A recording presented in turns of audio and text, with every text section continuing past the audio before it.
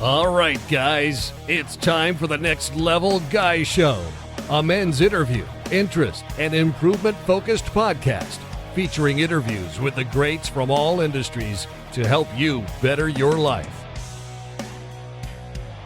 Each week, a new episode features an interview with one of the greats, covering all aspects of their story, from life hacks to tips and protocols that have allowed them to live life on the next level.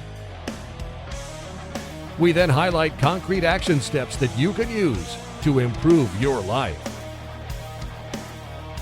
And now, your host, Ian Dawson Mackay.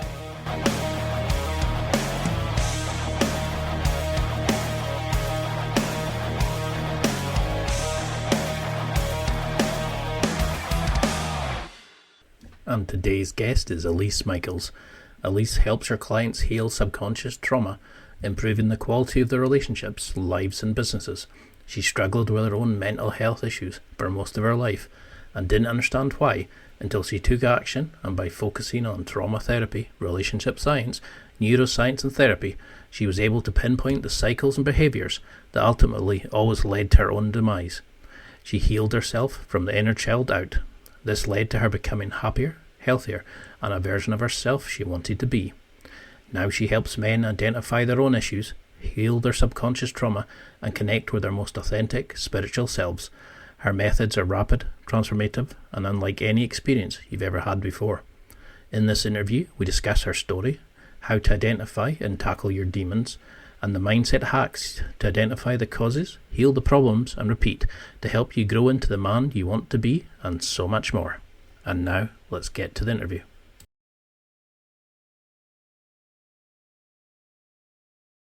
Thank you so much for coming on, Elise. It's an absolute pleasure to have somebody on. I followed on social media. You're an absolute star. You're tackling the big issues that guys are facing. But for people who maybe don't recognize your name, could you give a quick introduction? Well, thank you so much, Ian. I really appreciate being here. And for anybody who doesn't know me, I am a men's mental health coach, and I help men heal their subconscious trauma so they can find purpose and passion again. Perfect. Now, something I did notice on your website was you mentioned your own mental health journey, that you kind of had some struggles, you spoke to therapists and stuff like that. Could you go into a little bit about that? Like, what was that the sort of the thing that made you get into coaching and helping others, or was there something else that made you kind of step into the therapy, than helping men with the mindset and mental health? 100%, it was my own struggles. I actually didn't do it to become a coach. I did it to just solve my own problems. So as it says, like on my website and my story, I had quite a tumultuous upbringing, and I didn't realize that that leaves you with behavior patterns that carry on for the rest of your life, because I was fine. I was always a happy kid. I always did what I wanted. I was kind of like the black sheep as far as I just didn't do what the rest of my family did. And I was on my own from 18 forward.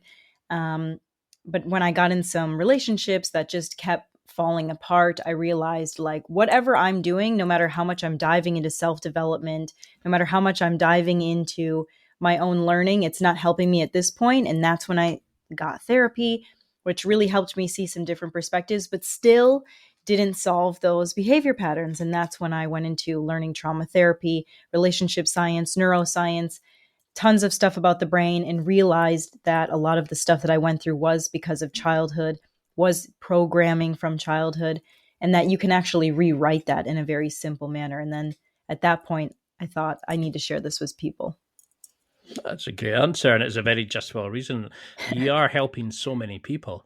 I mean, I've been diagnosed with depression and OCD. Went to the doctor, got the usual, got the tablets. It hides the symptoms, but it doesn't actually deal with the real pain. And then as I started the podcast, I started interviewing people like, Brent Smith. You can change your story. You can just decide right now, change your life. Spoke to addiction specialists who said, you can have done the worst thing in the world, but you're still valuable. You're still worthy of love. People like all these amazing people I've had on, and it made me think about these things, but also deal with my own kind of bullshit or my own conditioning far more, because talking therapy helped me more than going on tablets like antidepressants. And did you find that with a lot of guys, it's the traditional healing modalities kind of just take the edge off, but never tackle the real darkness? They don't shine a light in the things they need to. 100%. You talk to anybody who's, for the most part, I mean, medication does help some people and it totally changes their life around, but I don't think without them also participating in their own action to change. But a lot of people participate in their own action to change and they take the medication and still they're just years later, they're like, yeah, I've been on it for 18 years and they still label themselves as depressive and have anxiety. And you're like, when is it going to start helping? That's because, like you said, it numbs the pain, but it doesn't cure the pain. Because when I started this show, I wanted to find out how to be a better man in all areas. But every time I looked at what was to be a man, it was you have to be strong, dominant, you have to X, Y, Z. You have to be the man of the relationship. You have to be the dominant one in the family. You have to, all the typical cliche, stereotypical BS. And I remember speaking to Aubrey Marcus, and he was the first one that mentioned about feminine energy in masculine energy, in masculinity, how there was the two energies to it. And as I started listening to all these different people talking about masculinity, it really hit home. We have no idea how to be men because our fathers don't know. We're not taught this at school. And a lot of guys like Andrew Tate and these morons come in and say, you've got to do this, you've got to be strong, you've got to be silent, you've got to be whatever. Why have you noticed a change in the last 10 years now with social media, with coaches like yourself, taking away that stigma and allowing people to be vulnerable? Or are we still following these old stereotypes? I think there's extremes in both ends. I think that a lot of men's coaches who have become very popular recently, like you mentioned, the Andrew Tates, the red pills, I think that a lot of men are actually emasculating other men because they're perpetuating the old stereotypes and stigmas and then also encouraging them to go this new route like, hey, don't identify yourself as a man from your core values or who you are. Identify yourself as a man by the cars that you drive, the money that you make, how many girls that you can have. That's somehow the new high value man, when actually all they're serving to do is teach men how not to have discipline, how not to have commitment. There's no purpose, there's no passion, there's no mission. So they're being sold this idea of what masculinity is in one direction. And then in another, there's coaches like me who are talking about trauma, talking about childhood wounds, the inner child. And since it seems to have a softer side to it, people don't really want to listen to it, even though that's what will actually solve the problem and help you get in touch with that masculine side that is very strong, that is the leader, that is the dominant one. And do you find that's a problem? So that when you mention trauma, we automatically assume it's abuse, it's like something serious, it's something like that shakes you to your core values. Whereas it could literally be bullying in primary school, it could be having a single parent and adopting a role of the father, all these kind of, we assumed trauma has to be something really earth shattering, but what is trauma to you that causes these problems, and what kind of outputs do you see? Do you see like poor sleep, poor diet, drinking, dependency to be chasing the wrong kind of people in their lives, that sort of thing? Well, you just named off so many things, right? That are Sorry about that. I do that a lot. Symptoms. No, you already know, right? It's kind of like a commercial, right?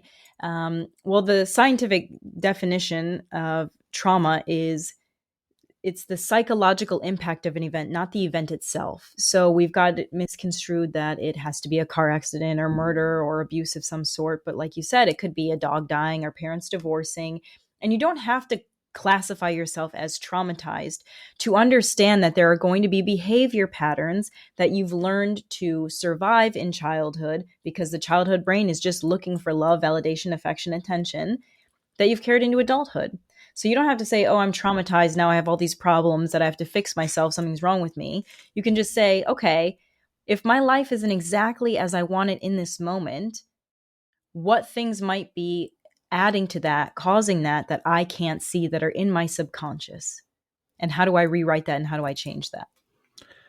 And do you still find that a lot of men Like, I mean, I've come to thoughts of suicide. I've thought about what's the point of me being here? I'm not this. I'm not that.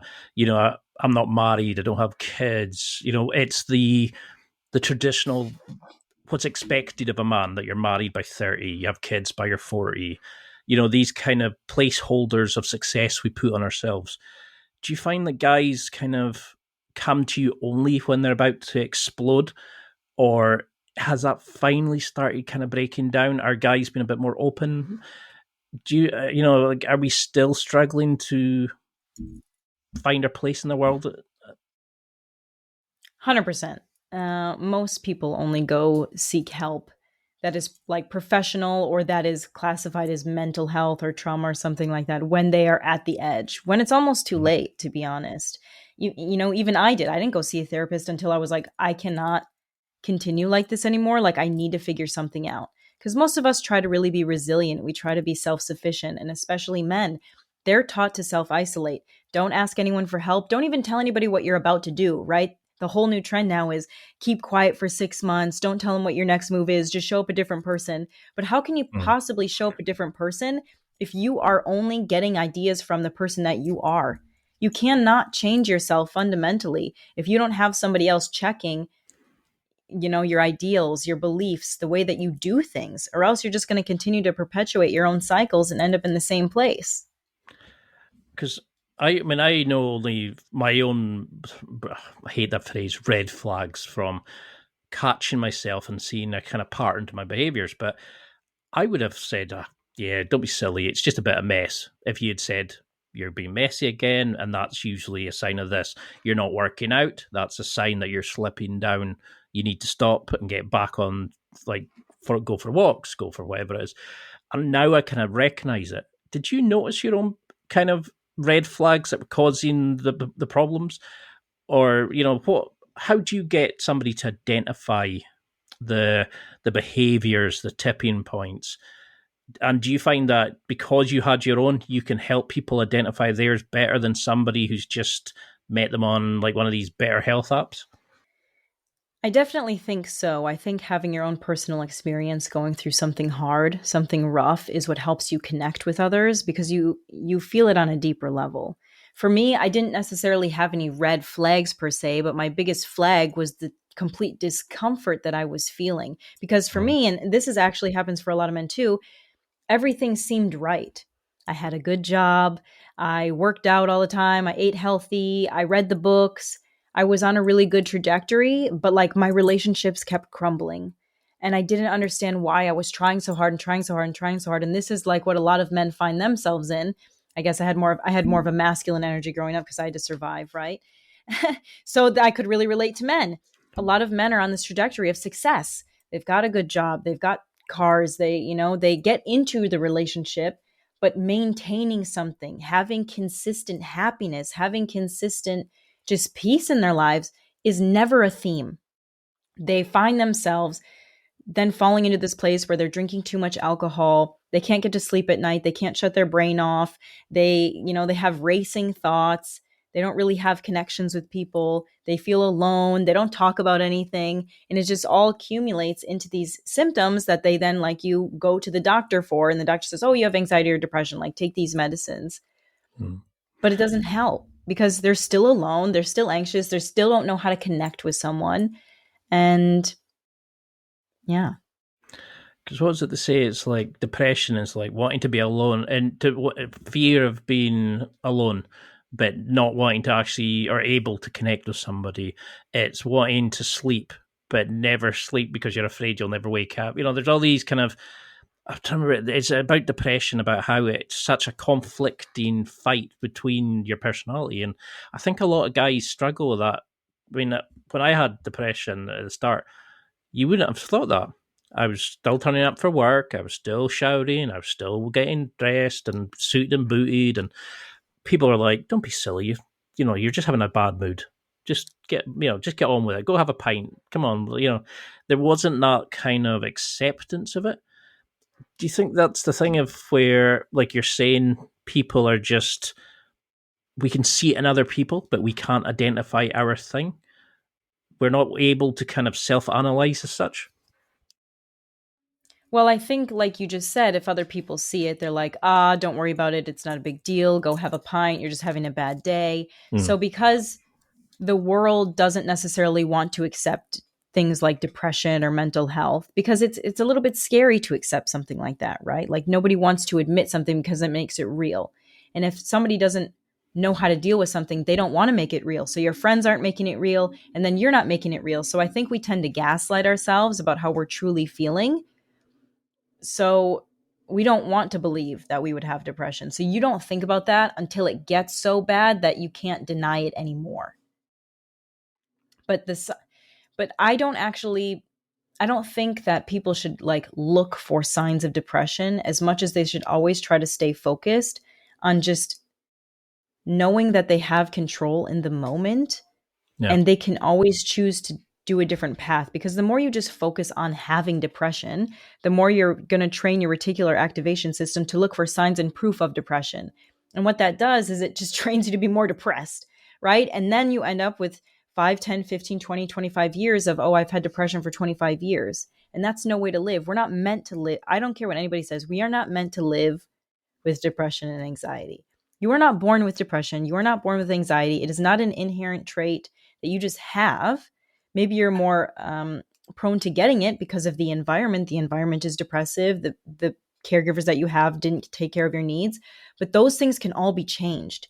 We need to give people their power back, that they can change the circumstances that they're in, and they don't have to live with it anymore. And that starts with that self-identity, like your other guest, you said, Brent said. You can change your story.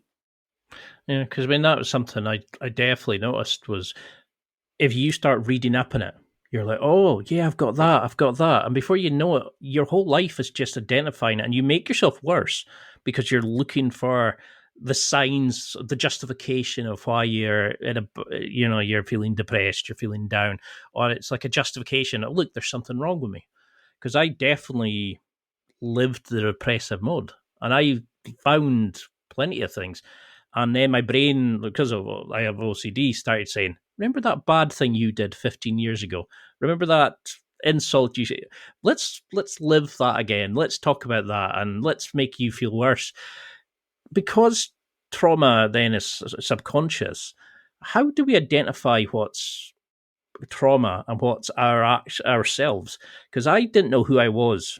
I'm 41, still probably don't know, to be honest, and I don't know what's now this traumatic version of Ian I've created and what's really Ian. And I used to be able to go out and meet plenty of people. I was told I could meet friends, and no matter what I did, no matter where I went, I could always make new friends, and I could be the life of parties and stuff like that. Now I can't remember how to do that. How do we know then what's a defense mechanism and what's actually part of us and should be retained? How do you start working with somebody to break down the two kind of columns, if you want to call them, of what to keep and what to get rid of? Right. Well, in my coaching, I try to make everything as simple as possible, right? So I tend to try to say, like, how can we make this as easy as possible? And when it comes to just everyday function, no matter what, 95% of what you're doing is on autopilot. Yeah. So instead of saying what's me versus what's not me, assume that all of it is you, and all of it is programming that you just adopted to survive at some point in your life. And we don't have to categorize, is it good, is it bad, is it me, or is it not? I don't like, it's so interesting that you say I don't remember how to do that, because you do remember how to do it. You don't just forget how to do things, right? But it's this confusion that we've then put ourselves in of like, what is me versus what is not me? All of it is you. Just because you adopted something from survival doesn't mean it's not you. You learned how to walk from your parents. That doesn't mean you don't suddenly know how to walk now, or walking's not a part of you. Like, we have to be reasonable. So what we say instead is, okay, what parts of my life are going well? What parts of my life do I like? And what parts of my life am I unsatisfied with? What parts of my life would I like to change? That's how we can start creating buckets. Okay, what parts of my life are going good? Why do I like, what skill sets do I have? Do I think contributed to life going well? Okay, this, and this. Okay, what do I think I did to cause the negative things that have happened in my life, or the reason why my life is not going well? That's when you can start separating the buckets. You're taking complete and full responsibility. You're not saying I'm good or I'm bad. You're just analyzing the data, because the only way we can make true change is to analyze the data, not get caught up in the fantasy of anxiety or what depression tells us. We're looking at the data. Where is my life now? What may I have done to cause it? And then we get a third party who has the tools to help us analyze. Oh, yes, you do seem to have this pattern in your relationships. You're an anxious or avoidant attachment style. This is how we solve this, right? It can be very logical. It can be step by step. I love that. I love that way you can kind of lift it back up here, because we kind of go into the nitty gritty of, no, you just don't understand. This is happening to me. This is my, you're like, no. You're just thinking about it down here. You need to just look at what's actually And I think that's the thing, is we think if it's us and we're down, it's the end of the world. It's life or death, where you're kind of like, well, no, just these are programs that have come in through your bias, through your training, survival instincts. Now we just need to reprogram. Because I remember speaking to somebody and they were 100%. saying about your brain being malleable and you can change it. And I was like, what? I thought this was just me. I thought, I'm fucked. I'm stuck. And they're like, no, you can change to whenever, because we're told, you're fit till you're 30, then it's a slope downhill. That whatever you do at Right. school is you.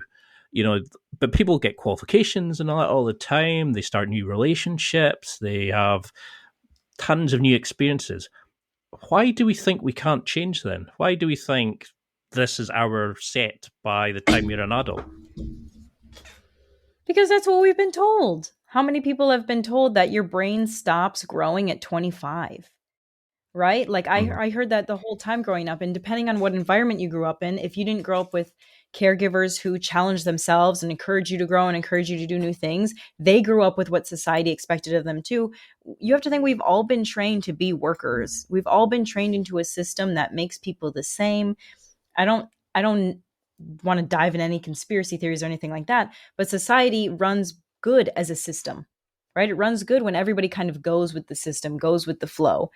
Yeah. There's this famous story where they thought that a mile could not be broken like in 4 minutes or something until someone Bannister. actually ran. Yeah, and then they broke that record, and then all of a sudden the next year, 10 people broke the record or something, right? So sometimes we just have to see that something can be different.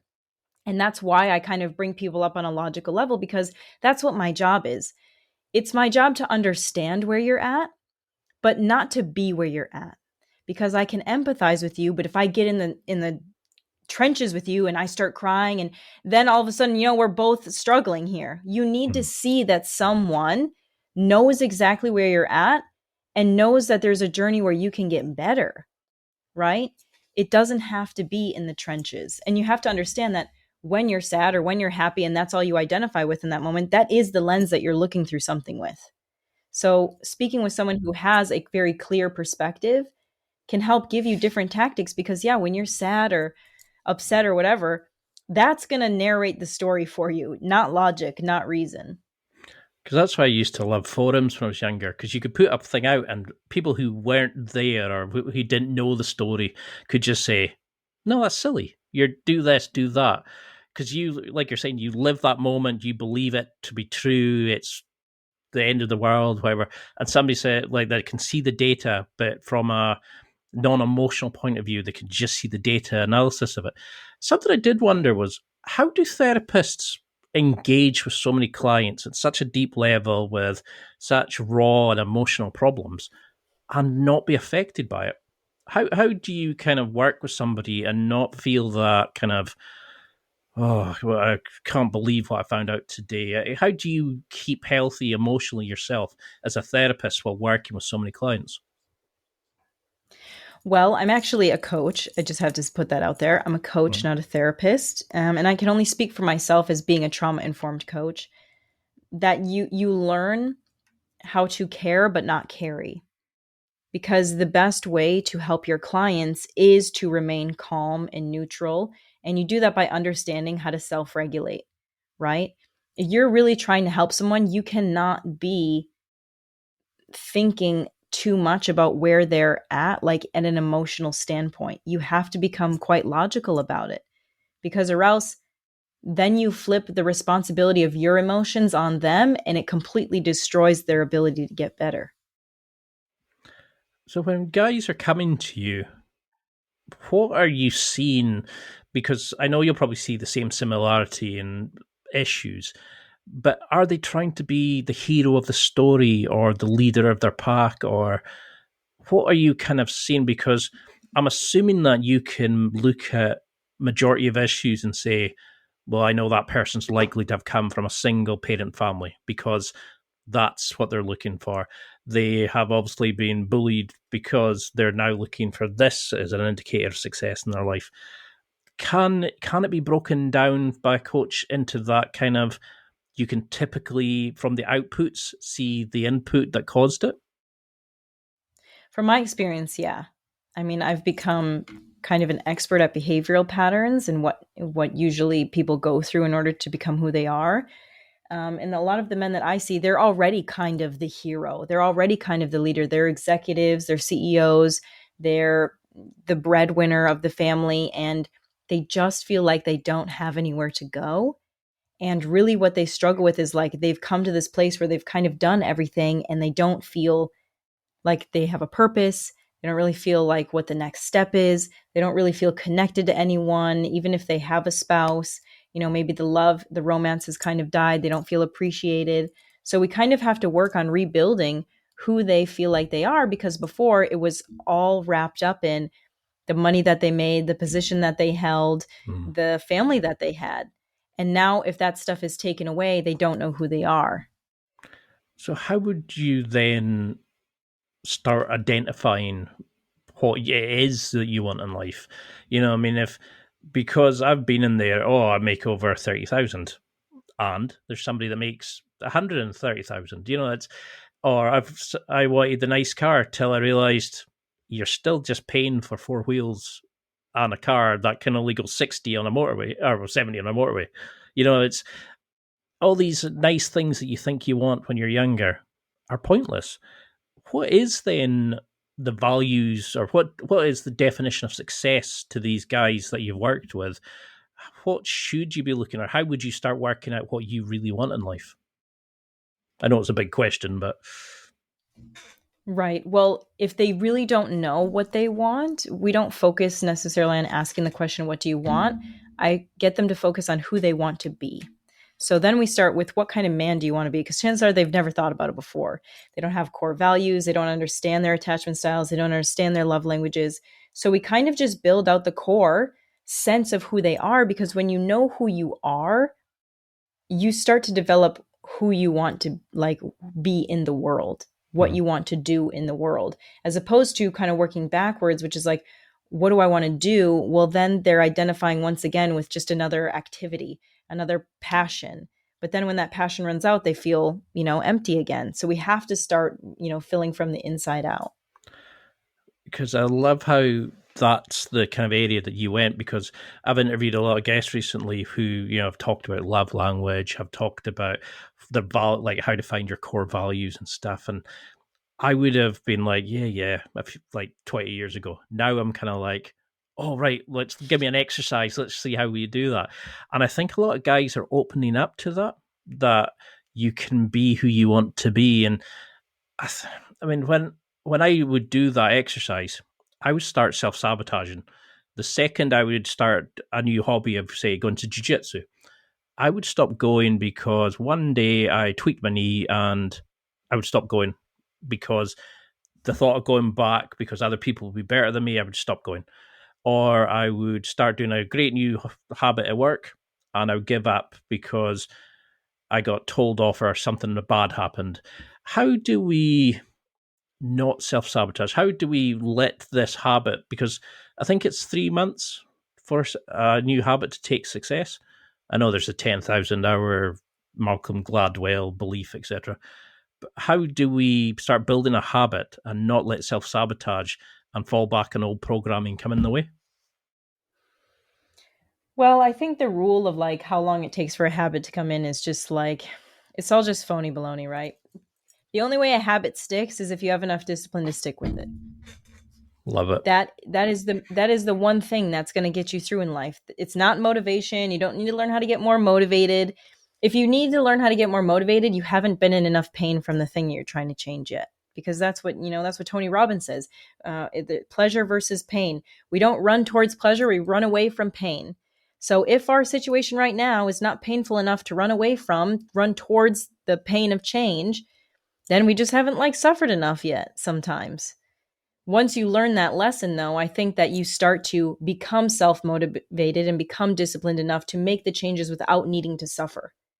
And that's what I really try to teach my men. You don't need to get wrapped up in these 10,000 hours or 21 days, because in the second that you hit day 16 and you don't do it, you're like, oh my God, I failed. And then you feel like a failure. And then you're like, well, got to start over again. And it's not till 21 days that I've hit the habit. Or then when you do hit the 21 days, you're like, well, I achieved XYZ goal. And then you fall off again. And the only people who stick to it are the people who say, I'm going to do this no matter what. So where do you think that discipline comes from then? Is it that you have to find your, a real pain, that what's it they say, that it's like the seesaw, it's the pain is far more heavier than actually staying where you currently are. Do you need to find that point of change, do you think? I think when people are first starting the journey of self-healing and change, they do, because most people are not inspired or encouraged enough to do it just for the joy. Most people have to hit a rock bottom sort of day in their life where they're like, okay, I really want to start living for me. I really want to do something for me. I'm going to do this because it's something that will help my future self out. I want to get to a better place. You really notice this a lot. Most people don't actually start a diet plan or start to lose weight when they've gained 5, 10, 15, 20 pounds. They do it when it's 40 pounds overweight or 60 pounds or 100 pounds or sometimes 300 pounds. Well, why didn't they start sooner? Because the pain wasn't great enough yet. Every time they gained a new pound, it was a new level of tolerance until they couldn't buckle their seatbelt on a plane. And the same thing goes for mental health. It's fine. I had a bad day. Well, today I thought about killing myself. That was a low point, right? And then you're like, okay, something is wrong. Now I'm suffering a lot.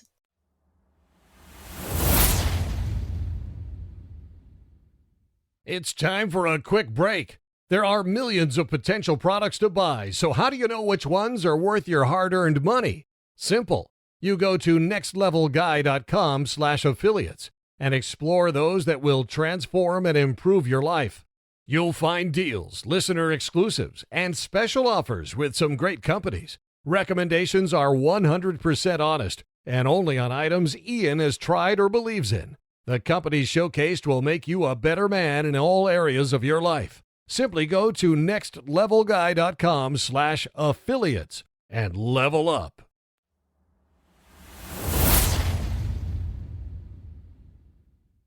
I love how the way you look at things, because since I've been listening to your podcast and listening to a lot of your interviews, a lot of things make more sense. It's even stuff that I thought was my part of my improvement. I was like, oh no, maybe I should have a look at that. But like you're saying, these are kind of behaviors that are getting created as we're going on our journey.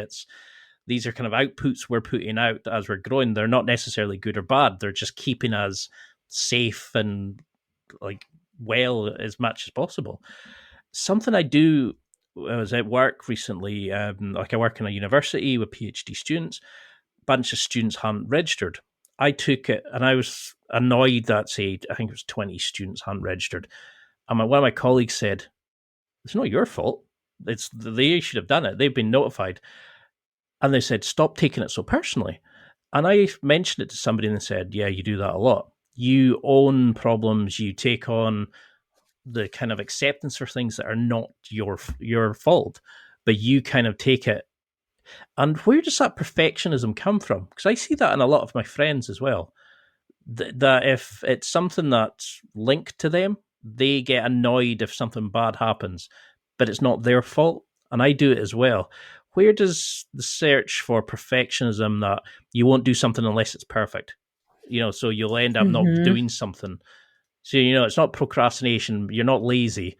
You're just afraid of making a mistake. Where does this perfectionism come from in guys that stops us changing?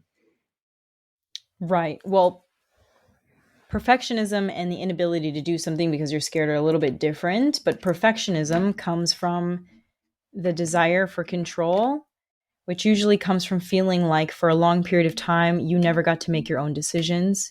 You were never in control because of outlying circumstances. So children of, divorced families can develop perfectionism because it's just a bid for control. If I do everything right, then life will go my way. If I can do everything perfect, I will never have to be disappointed again. I will never fear being abandoned again. I will never fear being left again. So I don't think a lot of men struggle with perfectionism per se, but when we have bids for control, it's a sign that we just struggled a lot with never being able to feel like we had any control. So you do it as much as possible in your adult life to try to recapture some of that, inner child's need to feel safe. Did that resonate at all? Definitely. I mean, because it kind of hit home. I was just like, whoa, maybe I do that. So how would you let the control go? Is it literally kind of at the end of the day just switch off and just say no, I'm not thinking about work? Is it how do we keep keeping the healing of the inner child, but not actually chasing that control? How do we kind of let that slide? What exercises would you do? Well, first you have to acknowledge that it's not just as easy as saying, oh, I'm just not going to think about that at the end of the day, because that's just a symptom, right? You're taking things too personally is just a symptom. The problem is that you constantly feel not in control. And so we have to, once again, we put things in buckets, right?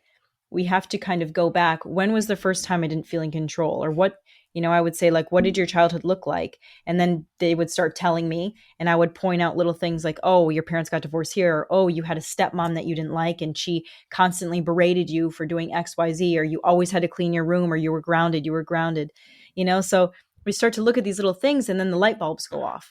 Yeah. And then it's like the inner child feels validated from that and understood. And we can reprogram from that moment and say, just because that person wanted you to be a certain way doesn't mean that you needed to be a certain way. It was never your responsibility. You didn't have to take care of mom and dad. You didn't have to be perfect in order to be loved. That's the way that they displayed it. But now that we're in this time period, we can change it and we can accept something different. Usually it's because you've taken on responsibility that was never yours in the first place. So being able to release that and set that free allows you to no longer take responsibility in the present moment for things that are not your job to fix. I love that. And you said that just previously that there was a difference between perfectionism and not doing something because of fear. What would you say to somebody that's maybe, I don't know, fearful of, say we're in the start of January, people are going to be wanting to try new things, but terrified. Guys are afraid of making a mistake or whatever it is, whatever justification they're telling themselves. How do you overcome that level of fear, that thing that's holding you back? Right. Usually if a man is suffering with that, it's a sign of a father wound, because the father's representation in, the parent-child role is to encourage like discipline, leadership, self-awareness, self-esteem. And so when a man doesn't have a good connection with his father, or doesn't have a good male representation, usually he becomes quite fearful to do anything because his self-esteem is so low. The only reason we ever become afraid of doing things is because we feel unsafe, or we feel like, we're going to look like an idiot, which also makes us feel unsafe, right? Because then we fear abandonment. Yeah. So addressing that is also addressing that father wound, if you have it, depending on, if you connect with that at all.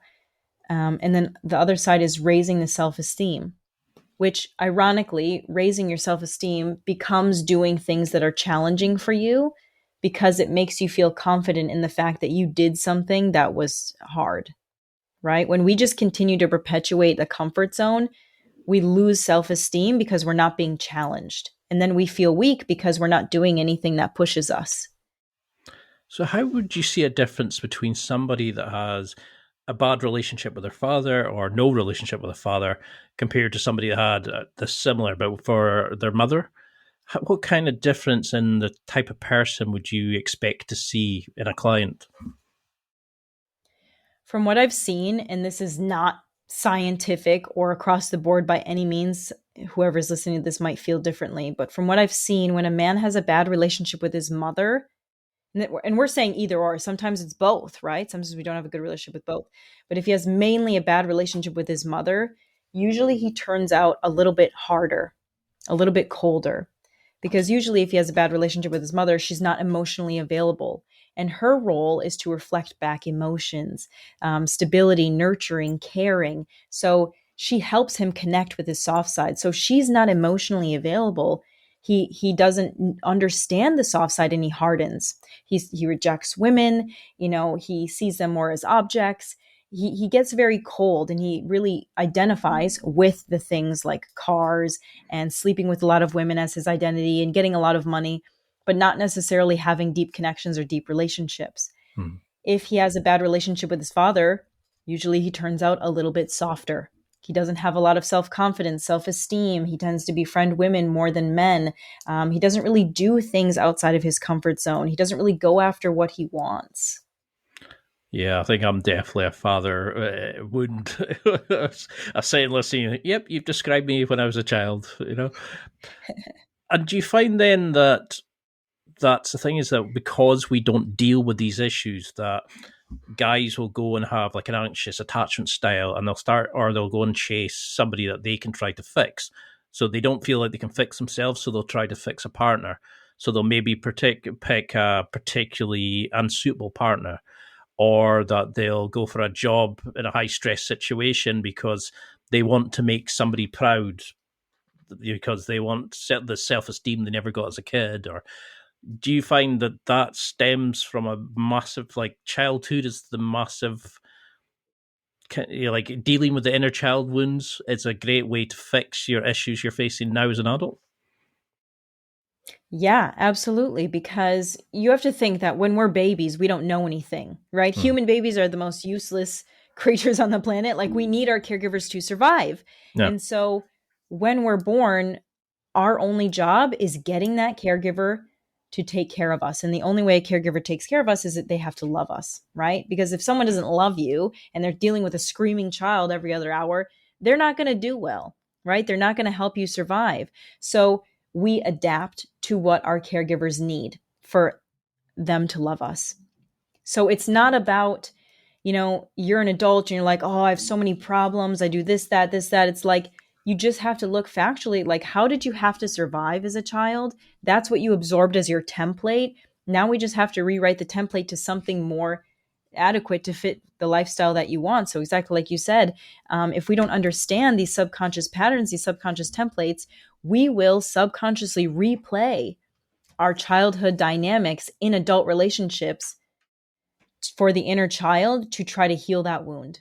So if he had a bad wound with his mother, he will likely attract someone subconsciously like his mother, or he's going to become his father in that situation.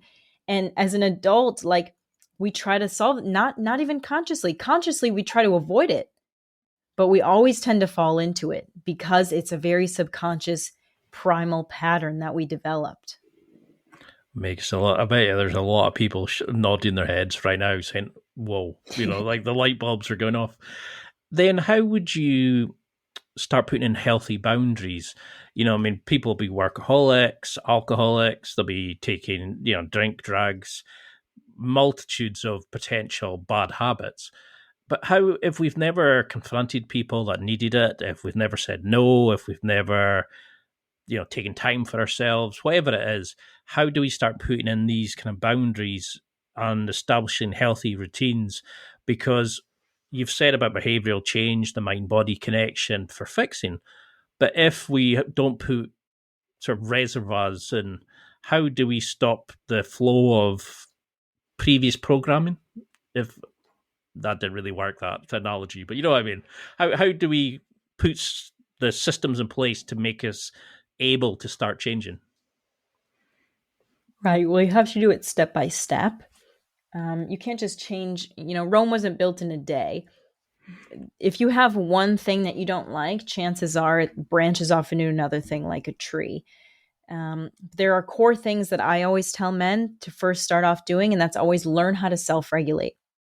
Self regulating is the act of understanding how your body is responding to the environment, responding to a situation.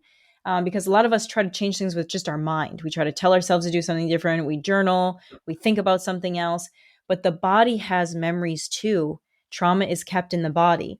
So you want to make sure that as you're using your brain to do something different, you're also utilizing your body by getting it into a very relaxed position, which means all of the muscles are completely relaxed. Not just, hey, I'm deep breathing and all of my muscles are tense and I'm not paying attention to that. It's like you have to relax every muscle in your body to program it into safety. And once your body feels safe, trauma does not exist. Okay. So if you can start habit by habit, also readapting your body to safety, you just adopt that new behavior pattern so much quicker, and your life changes that much faster. So is there an exercise you could give, like, obviously, without going too deep into it, because I know you do a lot of amazing coaching techniques, but what would you say to somebody to start using this mind-body connection to relax the body, to kind of start letting the body release that tension, that trauma, to allow these changes to happen? Yeah, well, like you said, there's a lot of different modalities out there. People resonate with different things. They can do breath work, they can do yoga, they can do cold plunges.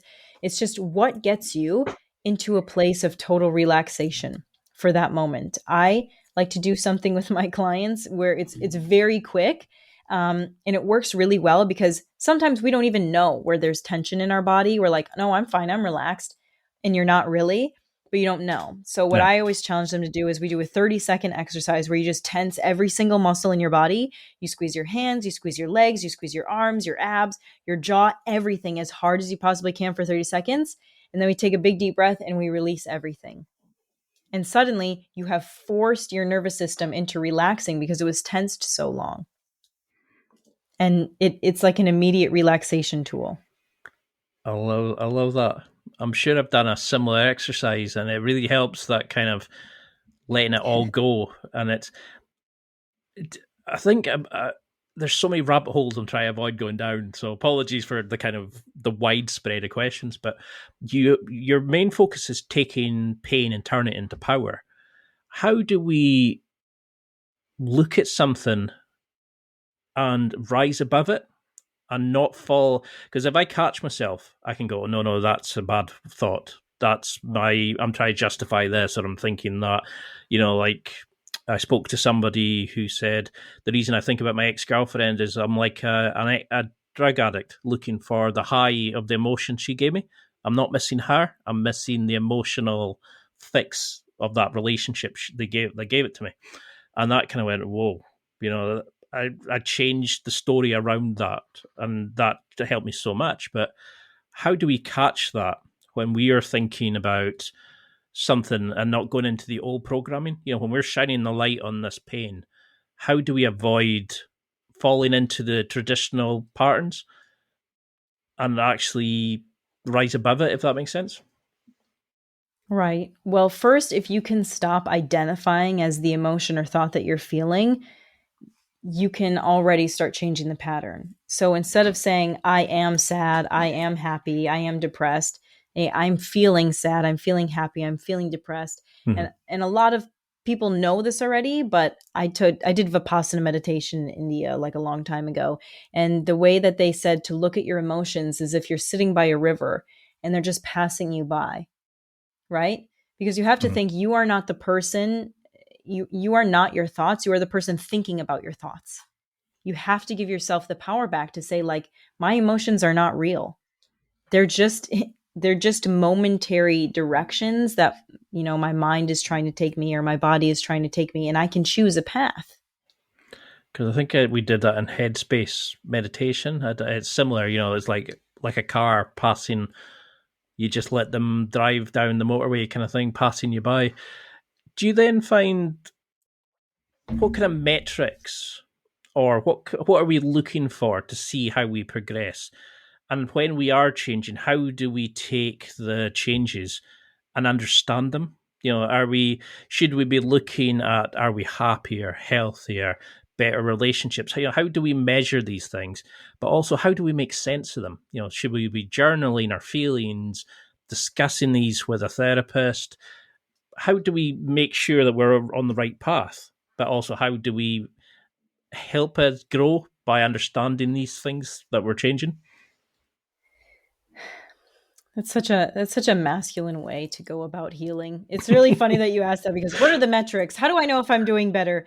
Uh, How can I measure this? What tasks can I check as soon off? as I Which said is funny, which is metrics, why it's like, that's not a good word to use, but it's something I used to use no, for but it's funny jujitsu and because right, because everybody wants to know that they're on the right path, but it's just so funny because when you're talking about mental health and we're talking about emotions and how you feel, when you're talking about metrics, you immediately get out of the feeling space and get into the head space, yeah, right? Because you're talking about emotions and feelings, you feel things with your body.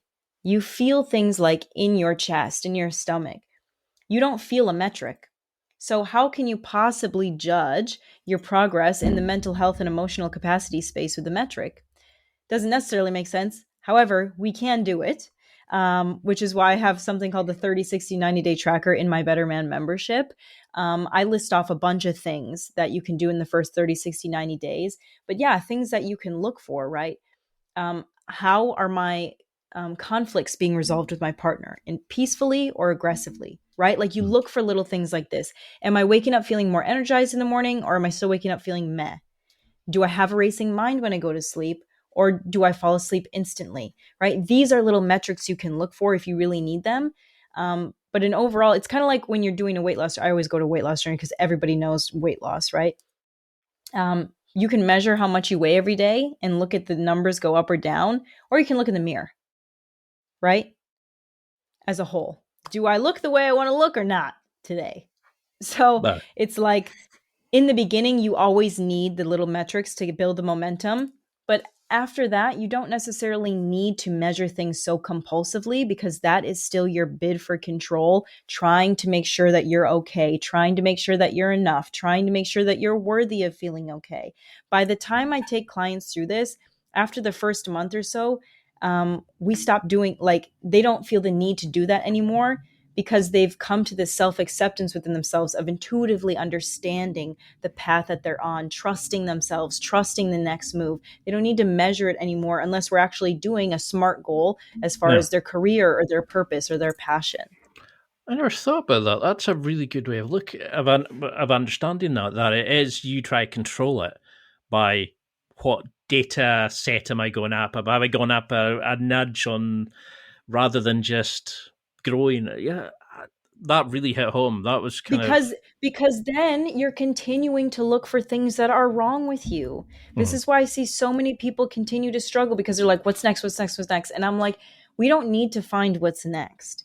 We need to be able to get you to sit in the moment and understand that you are okay where you're at. It doesn't mean you won't improve, it doesn't mean you won't grow, but when you constantly feel the need to do what's next and improve here and improve there, there's something inside of you that says, I'm not good enough.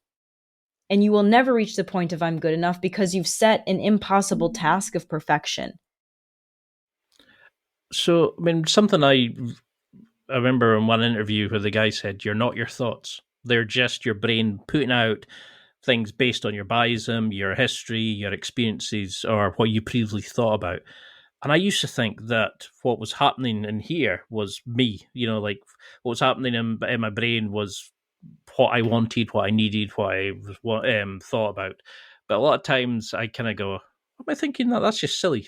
Like almost throw it out my mind kind of thing. Do you find then that a lot of this stems from the language we use in our internal debates, how we talk to ourselves, how we treat ourselves? Because I remember somebody saying, treat yourself like you treat a lover. You wouldn't put up with that in a relationship. Why would you put up something to yourself? Is that a problem with a lot of guys? The conversation we have in our heads is a boss rather than a friend. Well, 100%. And not even a boss, right? Because so many men talk to themselves like, you're so stupid, you're a piece of crap, why would you do that? Such an Mm. idiot, should have known better. If your boss is saying those things to you, um, they probably should be fired. I mean, nobody talks to anybody like that, right? But why do we talk to ourselves like that? All it does is continue to keep us in that place. So we do need to change the narrative of who we think we are and what's possible for us in order to start doing things differently. So if we're kind of holding on to things, to kind of take control because of things that happened in our past, or, you can kind of stem it from that. If you have somebody, I remember somebody emailing me after the Me Too movement saying they were worried they had done something that had offended an ex-partner, or there are all these like the fact that they could tell me, but they couldn't tell their partner, their father, their whoever it was.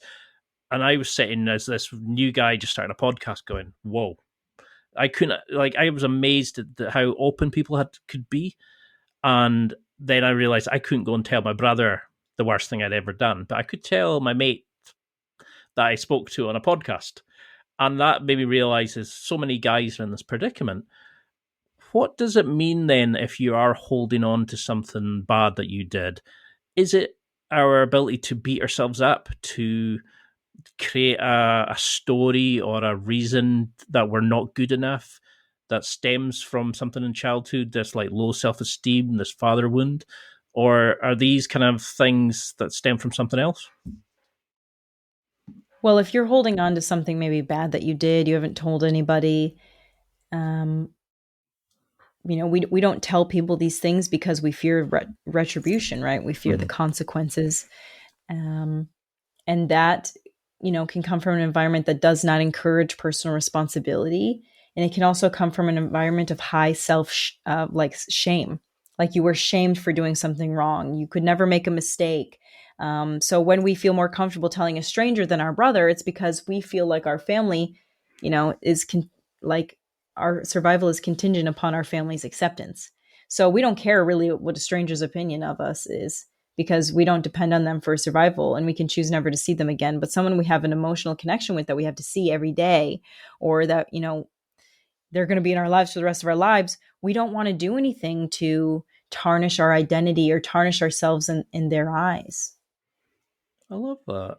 That's why I'm so glad that there are coaches like yourself out there, because so many guys were like, don't be silly, I don't do that. And then as they analyze their lives, they hear somebody else talking and go, I do actually do that in this sense. And they're more willing to open up and learn about that. And I think you're really helping changing guys. I mean, I've seen some of the testimonials. You have such a wealth of support and like love from your clients.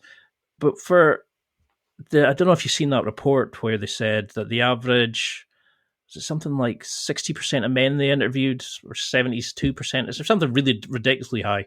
Did not have a close friend or a best friend, or said they didn't have more than two friends or somebody they could speak to. What do we do then if we haven't got a support network? For those that don't have their mother in their life, or have a good friend outside, or even somebody outside of work to help to catch when we're slipping, etc. What do we do in those instances? How do we find that network? Well, I mean, like you said, you have to find it, right? I didn't have a support network growing up or when I became older, and I had to create it. We have to take personal responsibility for building our own communities and making our own safety nets.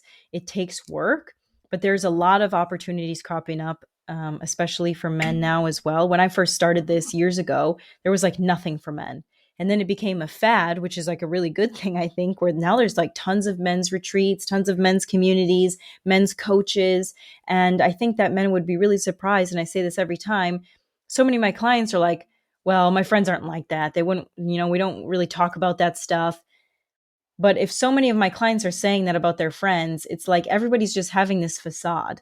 So many men want to talk about deeper issues, don't want to have just surface level relationships, but they're scared to bring it up to their bros because they don't want to be judged or they don't want to be that guy.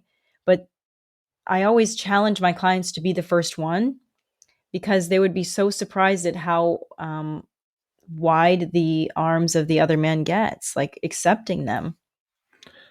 And do you think then that coaching has helped you in your own personal journey when you kind of dealing with these people and help them healing? Do you look back now and understand what happened in your own sort of childhood and upbringing, and have you come to terms with it? Because definitely doing the podcast has really helped me getting to speak to amazing people like yourself and understanding the world and understanding myself better. And I can see such a change in myself. Has coaching helped you? What's the best part of coaching? And do you now think it's helped you grow as a person? Of course, you can't do this work and not grow as a person.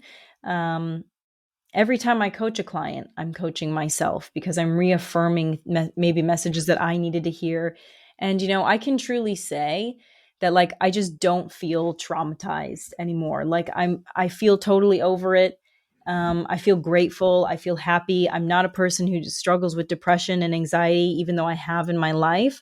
I've never been one to just continue the identification of that.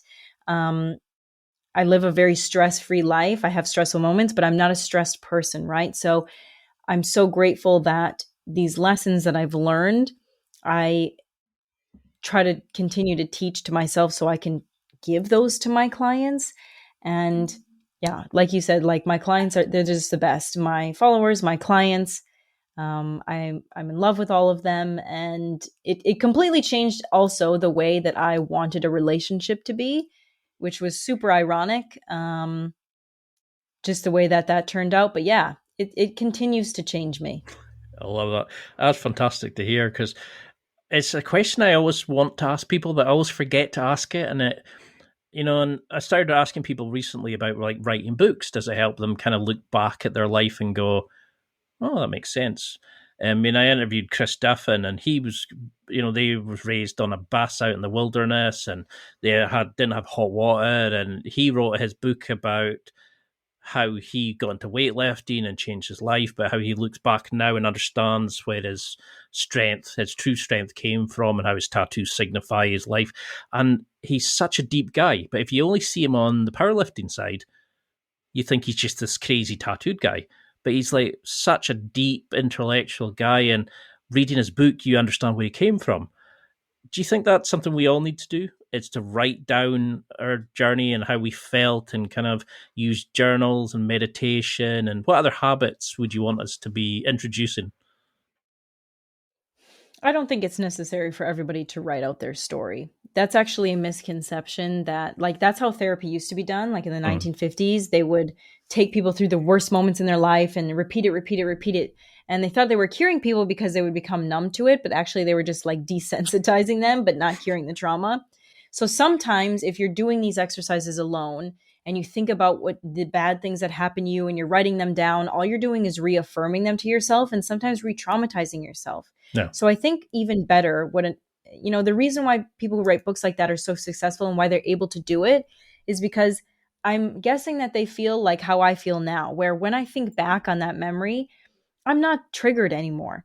I don't feel sad. I don't feel happy. I don't really feel any type of way. Like now it just is what it is.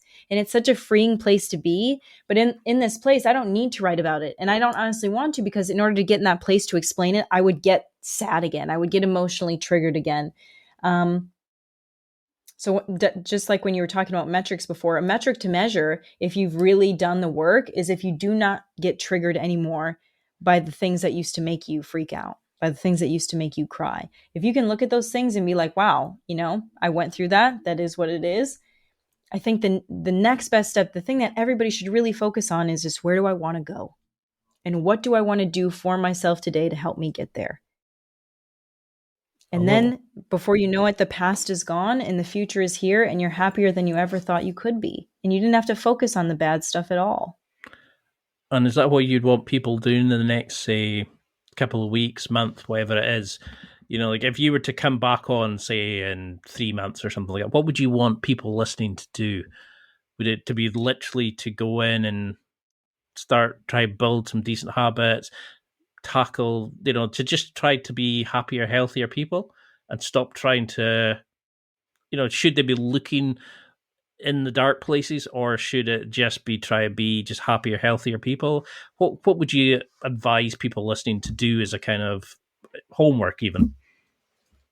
Right. Well, this is something I have as part of my Better Man method, but I would want them to learn how to self-regulate, right? Get in touch with your mind and your body, build a community who is a positive influence on you, who's going to be able to support you, and start setting some small promises to yourself, some small goals that you actually keep.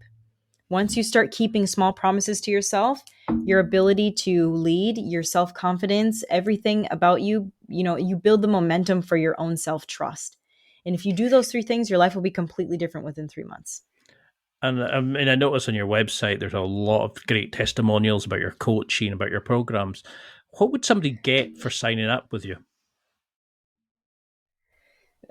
Besides a complete and total change of their life. I mean, are you looking for the metrics again, Ian? Oh, you, of course. No, because that's something that's like you mentioned about your support networks and stuff like that. But I want to send, because I think your stuff is amazing and you're really helping. Even just tonight, I've had about 15 light bulbs coming. They're going to help me. But what would you want somebody to do now to help? If they came to you as a client, what would you want them to bring or understand or be open about? Or how can we be better patients for people? Maybe not patients, but how can we better be somebody to be coached for a coach? How can we come as better clients? As long as you're someone who takes personal accountability and you're willing to do the work, any program will benefit you, right?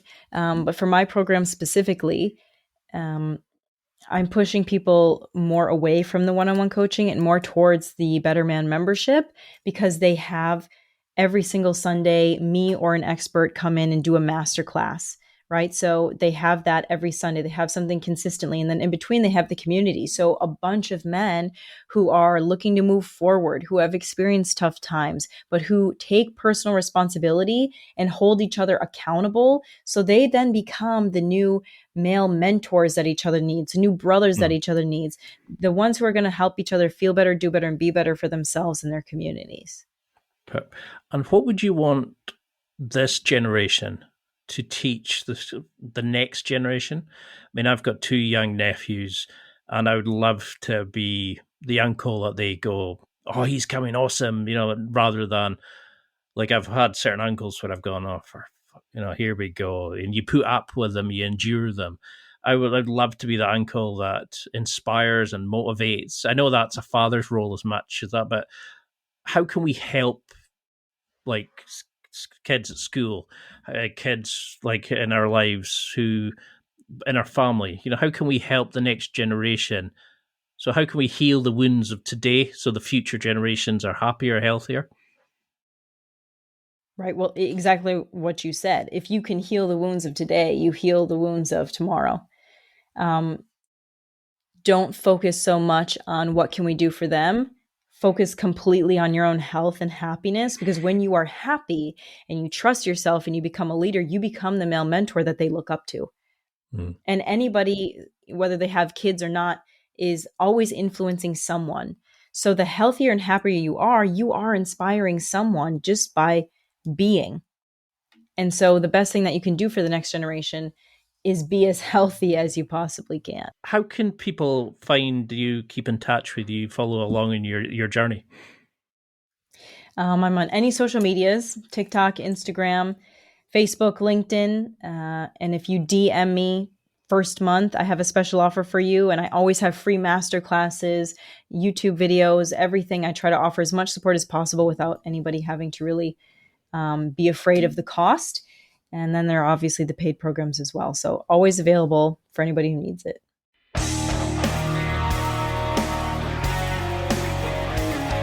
Well, that's it for another week. And thank you for listening. It's now time to take what you've learned and use it to develop and enhance your life with the key points mentioned. Listen, try it, embrace it, use it, and crush it. Now's your time to hit that next level in your life. If you liked this episode, then please leave a comment on the show notes or a review of the show on your podcast platform. Everything helps evolve the show. Until next week, keep seeking the next level in your life.